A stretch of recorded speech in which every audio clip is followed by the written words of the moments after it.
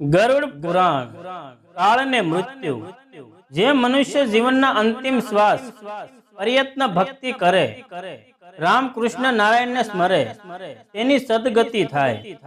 નામ જપનો મહિમા મોટો છે। નામ રટણથી ભવસાગર તરી શકાય। વાલ્મીકીએ રામ નામને બદલે મરા મરાનું રટણ કર્યું તો પ્રભુ પ્રસન્ન થયા।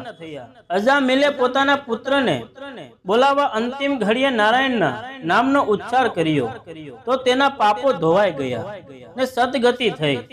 જે પ્રભુને માટે જીવે ને પરમાત્મા માટે મરે તેનું મૃત્યુ મંગલમય બને।